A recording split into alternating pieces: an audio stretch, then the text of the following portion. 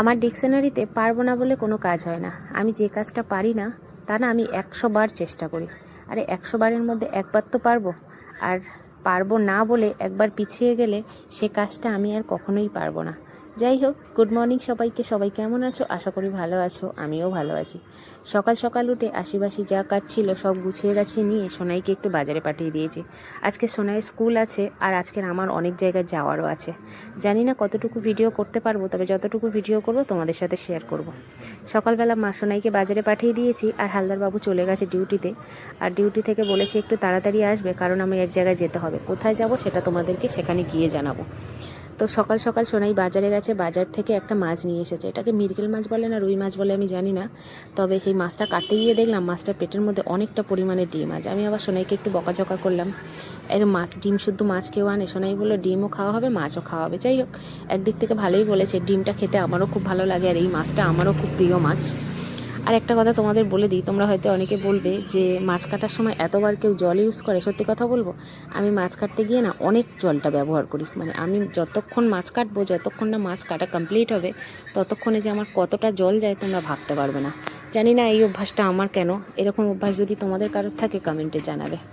আর একটা কথা, তোমাদের যদি আমার ভিডিওগুলো ভালো লাগে লাইক কমেন্ট শেয়ার করো আর সবাই এইভাবে সাপোর্ট করো। আর যদি খুব ভালো লাগে সাবস্ক্রাইব করে পাশে থেকো সবাই। তো চলো, এখানে দেখো বারবার অনেক চেষ্টা করছি, মাছটা কাটতেই পারছি না, কারণ এতটা পরিমাণে ডিমগুলো টেনে বেরও করতে পারছি না। আবার হচ্ছে ডিমগুলো মানে মাছটাকে দুটো করতে গেলে ডিমগুলো কেটে একদম কুচি কুচি হয়ে যাবে আর ধোয়ার সময় পুরো ডিমটাই বেরিয়ে যাবে।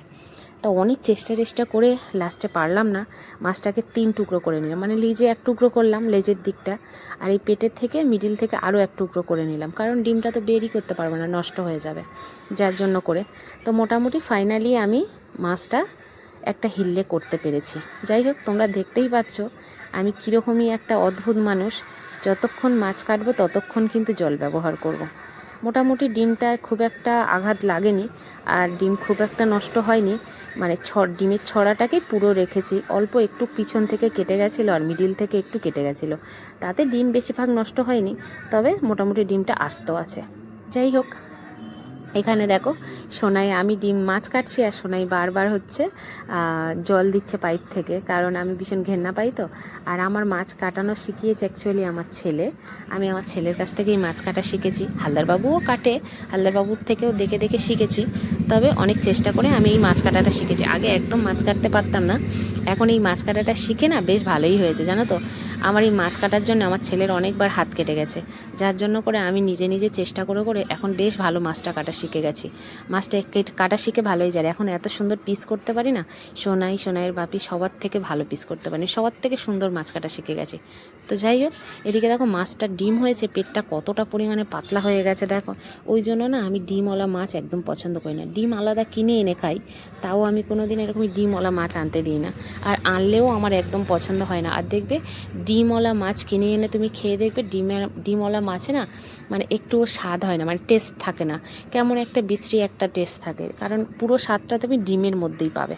যাই হোক, অনেক গল্প করে নিলাম। আর এখানে না মাছটা কাটতে অনেকটা টাইম লেগে গেছে, কারণ আজকে সকাল থেকে বেশ খানিকটা মেঘলা করেছিল।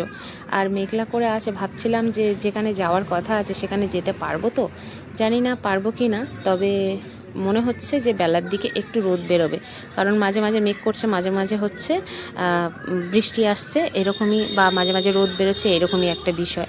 তো জানি না যেতে পারবো কিনা, যদি রোদ হয় তাহলে যাবো, আর যদি রোদ না হয় তাহলে যাব না। তো যাই হোক, এদিকে দেখো মোটামুটি আমার পিস করা হয়ে গেছে। আর এই যে পেটিগুলোকে যদি একটু মানে সরু সরু করে না কাটি, যখন কড়াই দেবো তখন না একদম গুলিয়ে সরু হয়ে যাবে, গেলে তখন একটা বিচ্ছিরি দেখতে লাগে, ভাজা হয় না, ভালো ভেঙে যায়, তার জন্য করে আমি কেটে সরু সরু করে নিই। তো জানি না আমার মতন এরকমই পাগল কে আছে, তোমরা আমাকে বলে দিও তো যে পেটি এইভাবে সরু করে না মোটা করে রাখে। তো যাই হোক, দেখো এখানে মোটামুটি আমার মাছ কাটা কমপ্লিট হয়ে গেছে, মানে গোটা মাছটাই কাটা কমপ্লিট হয়ে গেছে, শুধু মাথা আর ডিমটাকে পরিষ্কার করে নিলেই হয়ে যাবে। তো এদিকে দেখো আমি মাছগুলো কাটতে কাটতে সব হচ্ছে বড় গামলাটার মধ্যে ঢেলে দিচ্ছি। আর এই যে আমি মাছ কাটছি আর আমার ক্যামেরা ধরার মানুষকে জানো তো শোনাই, এক হাতে ক্যামেরা ধরে আছে, এক হাতে পাইপ ধরে আছে, মানে ও আমাকে হেল্প করে, আমি ওকে হেল্প করি। আমার ছেলের সাথে না আমার একটা বন্ধুত্বপূর্ণ সম্পর্ক আছে। তবে এটা তোমাদের সাথে অন্য কোনো একটা সময় শেয়ার করব, জানো তো। তো যাই হোক, মোটামুটি আমার সব কাজ কমপ্লিট হয়ে গেছে। এখানে মাছ একদম কমপ্লিট, এবার শুধু মাছ ধুয়ে নেব, মানে মাছ কাটা কমপ্লিট। মাছগুলো ধুয়ে এবার পরিষ্কার করে শুধু তুলে নেব। যাই হোক, ইতিমধ্যে আমি মাছ কাটছিলাম, আর মাছ কাটতে কাটতে হচ্ছে হালদারবাবুও চলে এসেছে। কারণ হালদারবাবুকে বলেছিলাম যে এক জায়গায় যাব, সেই জায়গাটা যাওয়ার জন্য হালদারবাবু বললো যে আমি লোকজনগুলো কাজে লাগিয়ে দিয়ে চলে এসেছি। তো আমি বললাম এসেছে যখন ভালোই হলো, তাহলে তাড়াতাড়ি করে রান্না করে একটু তাড়াতাড়ি যেতে পারবো। আর হালদারবাবু ঘরে থাকলে তো আমার একটাই কাজ একটু ভালো হয়, সেটা হলো একটু জামা কাপড় টাপড়গুলো ওনাকে বললে উনি কেচে দেয়। তো যাই হোক, এদিকে দেখো রান্নাবান্না করে, মাছ কেটে রান্নাবান্না করে গুছিয়ে গাছিয়ে রেখে আমরা দুজনে বেরিয়ে পড়েছি। আর দেখো আকাশটা, রোদ তো হচ্ছে না কিন্তু মেঘলা মেঘলা হয়ে আছে, আর মাঝে মাঝে এমনভাবে কড়া রোদ ফেলছে, মানে গা পুড়িয়ে ফেলছে পুরো। আর আমরা কোথায় যাচ্ছি তোমাদেরকে সেটাও জানাবো। তোমরা তো সবাই জানো যে আমার সোনাইয়ের একটা শাড়ির ব্যবসা আছে অনলাইনে। বাড়ি থেকেও বিক্রি করি, আবার অনলাইনেও বিক্রি করি, মানে মিশো থেকেই বিক্রি করি। তো সেই শাড়ি আনতে যাচ্ছি, কারণ সোনাই বলল মা আমার পরীক্ষা, আমি পরবো, তুমি আর বাপি যাও। যাই হোক, এখানে দেখো চলে এলাম দুজনে শাড়ি নিতে। আর এখানে এসে বেশ কয়েকটা আমি এই ধরনের মানে বেনারসি টাইপের শাড়ি নেবো। এগুলো হচ্ছে সব হাজার বুটিকের শাড়ি, শাড়িগুলো সুন্দর। আর এই যে শাড়িগুলো হচ্ছে ওপেন বর্ডারের কিছু শাড়ি আছে। এই শাড়িগুলো আমি কয়েক পিস করে নিয়ে যাব, মানে হচ্ছে ওই 6 পিস করে নিয়ে যাব। সব রকম শাড়ি মিলিয়ে মানে আমি নিয়েছি ওরকম, মানে 11 পিস মতন শাড়ি নিয়েছি। যাই হোক, আর এই যে পাতলা শাড়িগুলো দেখছো, এই শাড়িগুলো ভীষণ এখন ট্রেন্ডিংয়ে চলছে। এই শাড়িও কয়েকটা নিয়েছি। এরকম করে টোটাল আমি ওই যে ওপেন বর্ডার বা বেনারসি টাইপ ওই শাড়িগুলো নিয়েছি আমি হচ্ছে 11 পিস মতন, আর এই শাড়ি নিয়েছিলাম 6 পিস মতন, এরকম করে করে নিয়েছি। মানে যেহেতু ব্যবসাটা এখন ছোট মতন, তো তার জন্য করে একটু কম কম করে মাল তুলছি। আর ঘরেও প্রচুর মাল আছে। তো তোমরা যদি কেউ শাড়ি নাও তো আমাকে কমেন্ট করবে, আমি হোয়াটসঅ্যাপ নাম্বার দেবো, তোমরা আমাকে ভিডিও কলে শাড়ি দেখেও নিতে পারো। তো যাই হোক, এই শাড়ি নিতে চলে এসেছি। আর যেহেতু শাড়ি নেব, আমি এসে বসে বসে শাড়িগুলো বেছে বেছে নিচ্ছিলাম। আর আমি এই দোকানটা থেকে সবসময় শাড়ি নিয়ে যাই পাইকারি রেটে, তো এই জন্য করে এখান থেকে শাড়ি নেবো। তো শাড়িগুলো খুব ভালো, আর এই যে দোকানটার ব্যবহারও খুব ভালো, তার জন্য করে আমি এখান থেকেই সব শাড়িগুলো নিয়ে যাই। আর দাম খুব একটা বেশি নেয় না, মোটামুটি ঠিকই নেয়। তো খুব দূরে থেকে আনার থেকে আমার মনে হয় এখান থেকে নিয়ে যাওয়া ভালো।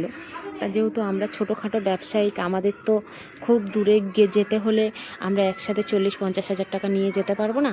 আমরা এরকমভাবে আমাদের 10-20 হাজার টাকা নিয়ে আমাদের যেতে হবে, গিয়ে আমাদের এইভাবেই হচ্ছে আমাদের ব্যবসা করতে হবে। তো সবাই ভালো থেকো, টাটা।